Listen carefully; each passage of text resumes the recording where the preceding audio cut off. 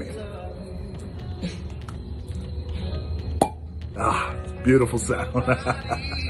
Cheers.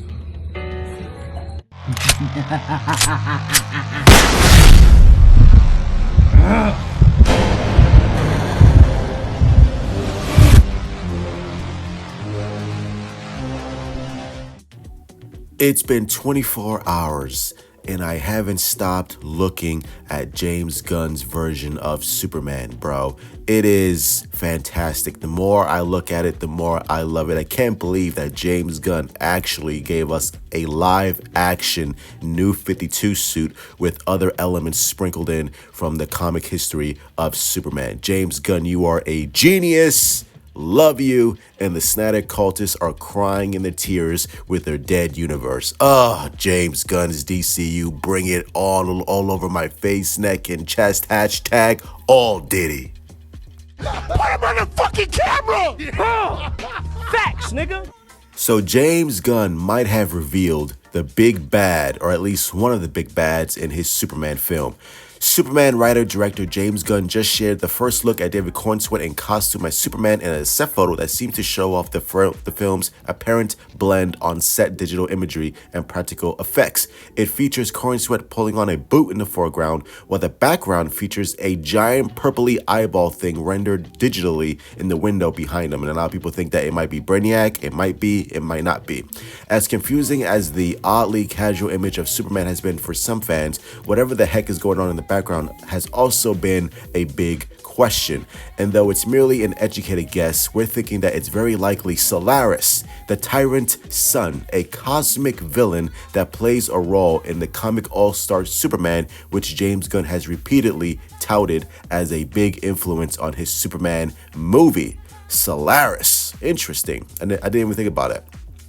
But what is Solaris, the tyrant son? And if that is in fact what's in the back of this image, what could it mean for the story of James Gunn's Superman? We've got the answers, but be forewarned, we will be getting into spoilers for the comic stories DC 1 Million and All-Star Superman, some of which could wind up as parts of the story of James Gunn's Superman film. Solaris first appeared way back in 1998's DC 1 Million, issue number 1 by writer Grant Morrison and artist Val Zemeckis, which kicked off an event series exploring the DC universe a million years into its future in the 853rd century. Wow, I gotta read that story. Though Solaris starts as an enemy of Superman's descendants, by the 853rd century, the sentient cosmic supercomputer is reformed as a hero and a member of the Justice League of the future. But not all is what it seems, as the tyrant son once again begins living up to its name again in secret, infecting the time-traveling android hero Our Man, who existed in both the present and the future with a virus that traveled backwards along his timeline, turning him against the present-day Justice League. What the hell? I don't think James Gunn is going to do all this, but it does feel like James Gunn would use his villain, because again, James Gunn loves doing his deep-cut villains that only a hardcore select few comic book fans would know about, while everybody else is like, Solaris, who the fuck is that? This was all a plan by Solaris to eliminate the present-day Superman known in the 853rd century as Superman Prime with a piece of kryptonite, which was actually a disguised Green Lantern ring. Wielding the ring, Superman Prime is able to defeat Solaris by collapsing it into an inert matter. Interesting, huh?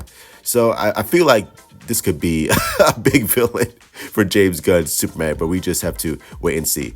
Solaris also played a role in the 2005-2008 series All-Star Superman by writer Grant Morrison and artist Frank Quitely, which takes place outside of the regular DC Universe continuity in its own self-contained timeline. Solaris appeared in the series climax, in which Lex Luthor has taken a super serum that temporarily gives him Superman's powers. Luthor summoned Solaris to Metropolis, allowing it to turn the light off Earth's sun blue, denying Superman his powers, which are fueled by Earth's yellow sun, obviously.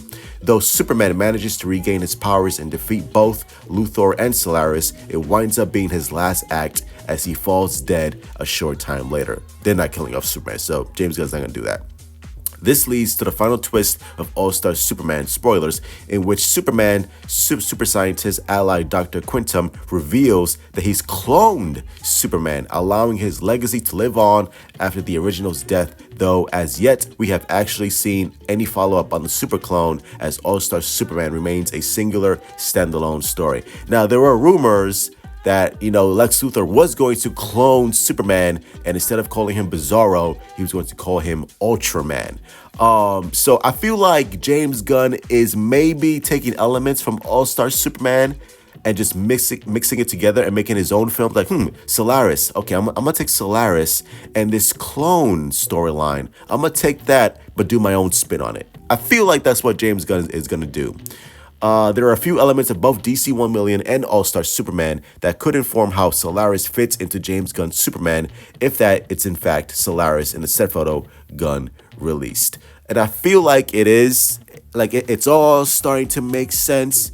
Obviously, James Gunn wants to do his own thing, and he's going to take those elements of the storyline and sprinkle it, if this is in fact true. But Solaris, I feel like that's a good bet. It looks like it. Now that I'm thinking about it, it's like, yeah, it does kind of look like Solaris. So that could be one of the main villains for the Superman movie, and then Brainiac could be set up for a sequel and further down the line. So very, very interesting. So that's going to be it. Hit like, subscribe, follow me on Twitter, Instagram, Discord, TikTok, @6 in the comments below. What do you think of all of this news? Do you think Solaris is one of the big bads in this movie? And if it is, very, very cool. Love you all. Stay safe. Truth out. Nigga.